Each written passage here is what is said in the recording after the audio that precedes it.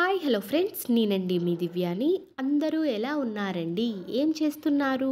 ఈరోజు బ్యాచిలర్స్ కోసం ఎంతో ఈజీగా చేసుకునే చికెన్ బిర్యానీతో మీ ముందుకు వచ్చాను. అయితే ఈ చికెన్ బిర్యానీ ఏ విధంగా చేయాలో ఒక్కసారి మీకు చూపిస్తాను. ఇంకెందుకు ఆలస్యం, వీడియోలోకి వెళ్ళిపోదాం రండి. ముందుగా మిక్సీ జార్లో కొద్దిగా లవంగాలు, కొద్దిగా దాల్చిన చెక్క, కొద్దిగా యాలకులు వేసుకొని మెత్తగా గ్రైండ్ చేసి ఈ పొడిని పక్కన పెట్టుకోవాలి. ఇప్పుడు బిర్యానీ వండుకునే గిన్నెని స్టవ్ పై పెట్టి స్టవ్ వెలిగించుకోండి. ఇప్పుడు దీనిలో కొద్దిగా నూనె వేసుకోవాలి. నూనె కాగిన తరువాత 4 యాలకులు, 4 లవంగాలు, 2 దాల్చిన చెక్కల ముక్కలు వేసుకొని వేపుకోవాలి. ఇప్పుడు దీనిలోనే కొద్దిగా బిర్యానీ ఆకు కూడా వేసుకోవాలి. అదేవిధంగా సన్నంగా ముక్కలుగా కట్ చేసి పెట్టుకున్న పచ్చిమిరపకాయలను కూడా వేసుకోవాలి.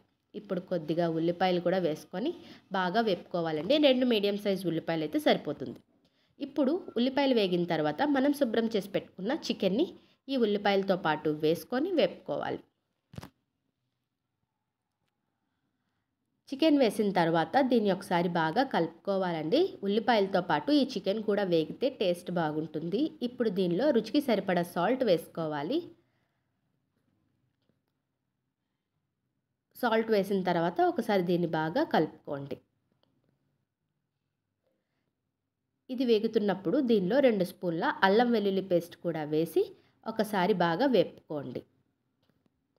అల్లం వెల్లుల్లి పేస్ట్ పచ్చివాసన పోయేంత వరకు వేగాలండి. ఇలా వేగిన దానిలో 2 స్పూన్ల కారం వేసుకోవాలి.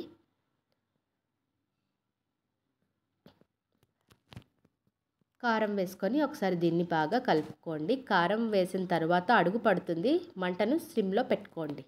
ఇలా వేగుతున్న దానిలో ముందుగా మనం గ్రైండ్ చేసి పెట్టుకున్న ఈ పొడిని వేసుకోవాలి. నేను 2 స్పూన్ల వరకు వేసానండి.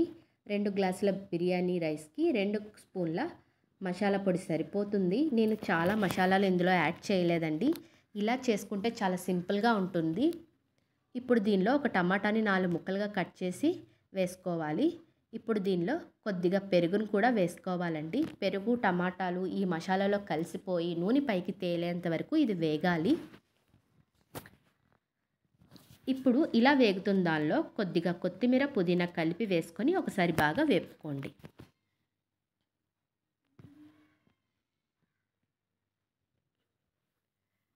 ఇప్పుడు ఇలా నూనె పైకి తేలుతుంది అన్నప్పుడు మనం కడిగి నానబెట్టుకున్న బిర్యానీ రైస్ని వేసుకోండి. నేను ఒక 15 మినిట్స్ అయితే ఈ బిర్యానీ రైస్ నానబెట్టుకున్నానండి. 15 మినిట్స్ 20 మినిట్స్ అయింది నేను నానబెట్టి. ఇప్పుడు ఈ బిర్యానీ రైస్ మొత్తం దీనిలో వేసి ఒకసారి బాగా కలుపుకోండి. మరీ ఎక్కువ కలపద్దు, రైస్ విరిగిపోతుంది. ఇలా కలిపిన దానిలో 2 గ్లాసుల బిర్యానీ రైస్కి 3 గ్లాసుల నీళ్ళు వేసుకున్నానండి నేను.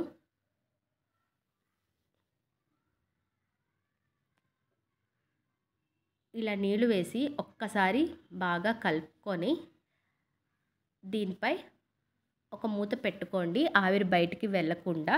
మంటను మీడియం ఫ్లేమ్లో పెట్టుకొని 20 మినిట్స్ దీన్ని ఉడకనివ్వాలండి. 20 మినిట్స్ తర్వాత మూత తీసి చూస్తే చక్కగా ఉడికిపోతుంది.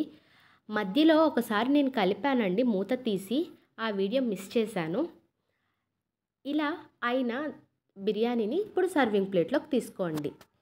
ఎవరైనా సరే ఈజీగా చేసుకునే మెథడ్లో తక్కువ మసాలాలతో చికెన్ బిర్యానీ అయితే రెడీ చేసేసాను. నిజం చెప్తున్నానండి, దీని టేస్ట్ చాలా బాగుంటుంది. నేను చెప్పే మెథడ్లో ఒక్కసారి ట్రై చేసి మీ వాళ్ళకు పెట్టండి.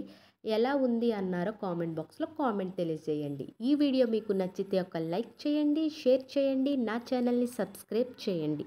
మరిన్ని వీడియోస్తో మీ ముందుకు వస్తుంది మీ దివ్య. ఉంటాను ఫ్రెండ్స్, బాయ్ బాయ్.